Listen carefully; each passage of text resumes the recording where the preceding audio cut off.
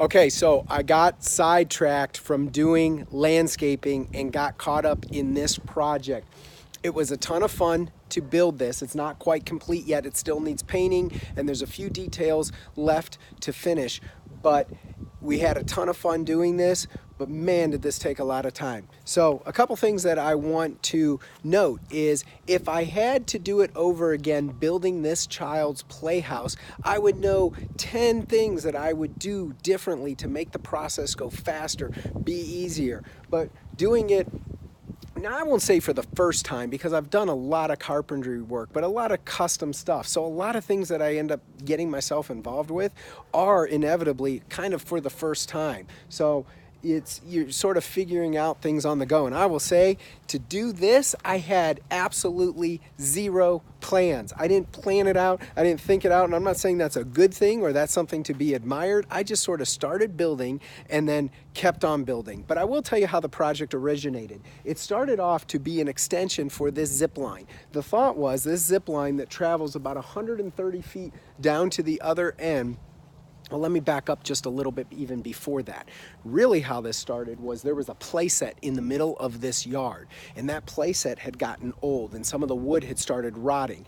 And it was a kind of a two towers type playset with a bridge that connected the two towers. Now the two towers weren't all in that bad of shape, but the bridge was kind of falling apart. So one of the ideas that I had was let's separate these towers, and that down there, that landing platform for this zip line was in fact I got to think about it now. It was the left side tower. And the thought was I'm going to take the right side tower and put it over here for this zip line. Well, what happened is when we started moving that right side tower, it actually ended up just falling apart more and more. And you realize this thing isn't worth salvaging. Let's build a new platform for this area. So I went ahead and started building it. And then you build it and you start to think to yourself, and I'm going to show you up here. I haven't had time to clean it off and blow it off, but you can kind of see this is a pretty sizable area. And you start to think to yourself, like, why don't I make it just a little bit bigger? And that'll give the kids more room to run around and to play on it. So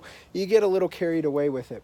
And I needed access to get up there, and what had started off, what I thought originally was I'll just have like a simple little ladder that the kids can climb up. But again, I got carried away and ended up building an entire set of stairs. And so I decided to finish it off underneath, which we're still waiting to put in the deck boards underneath here. So that area was finished. We framed around the tree.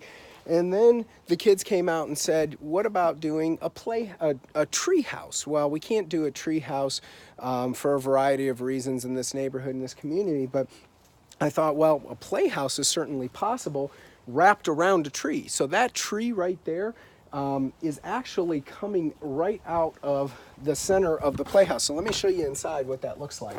So there is the tree. That is the framing around the tree. So within this area, you can see we've done kind of like a faux shiplap paneling in here.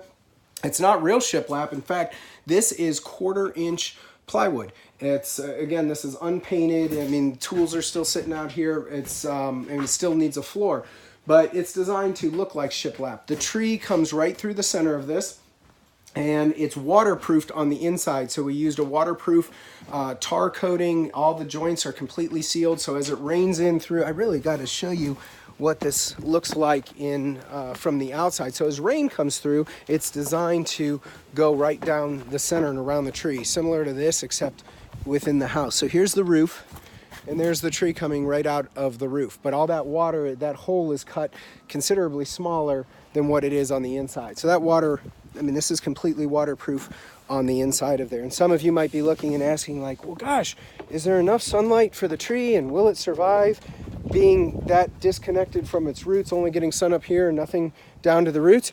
And the answer to that is I have no clue. I hope so, but I didn't really think that far ahead. Again, this is jumping in with 2 feet, not planning it out. And a lot of projects that we have, of course, we plan out, we go meticulously through material lists, and we go through how much labor is involved. This one, we just shot from the hip and started building.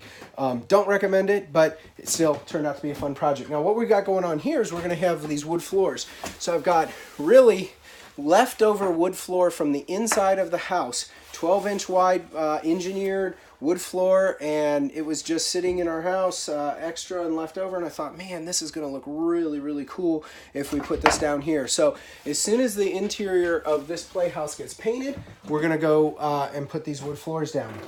Additionally, I ordered these windows online through a Playhouse company. I don't remember the name because, to be honest, and this is another funny part of the story. This project was started, I mean, we're coming up almost on 1 year ago. So it's one of those things where you invest some time and energy, and then you get busy and you get involved with other things, and then you kind of come back to this on a weekend. So it's taken a lot of time to get to this point. But these windows are operational. They will open and close. They do have a screen inside of it, and I think it's going to be a lot of fun for the kids to play in. I mean, in all honesty, I'd love to just make this an office because I think it's pretty cool space. But this is what happens, again, when you don't plan and you get carried away and you start thinking, like, even when the playhouse was being built, it's originally I had it set up to be about 8 feet wide, and then I thought, well, if I just add one more section of 8-foot lumber, we can make it about 16 feet wide and have 2 sections, and it really wasn't that much work. You know, framing goes pretty fast on something like this, but definitely got carried away. Sometimes when you get carried away, it can actually be a little bit of fun and can turn into something like this. So now, as far as a business opportunity for this,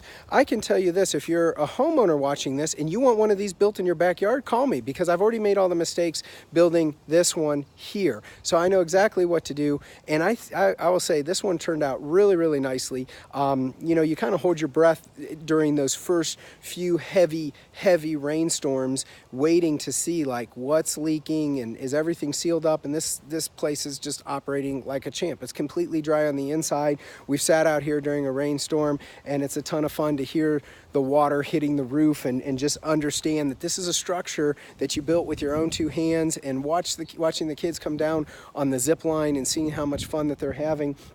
And you realize, you know what? I would actually do this again if there is a client that wanted to build one of these in their yard.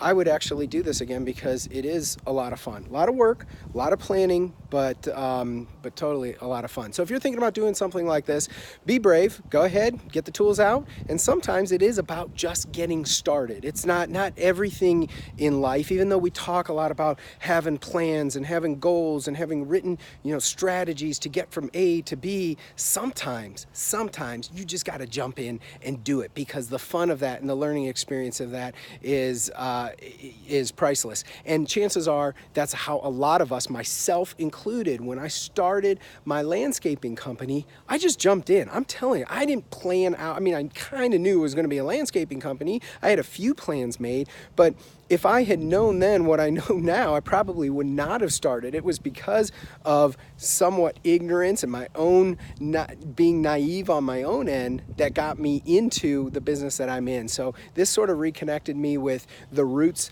that I started with, about just taking on things and kind of figuring them out as you go along. It's not always a bad strategy. If you're looking to do something like this, don't be afraid. Jump in with both feet. If you like this video, be sure to like it. Also subscribe to our channel if it's something that you want to see our ongoing videos. Click the bell notification and we will send you all of the videos as they come out. Thanks, guys. Have a great day.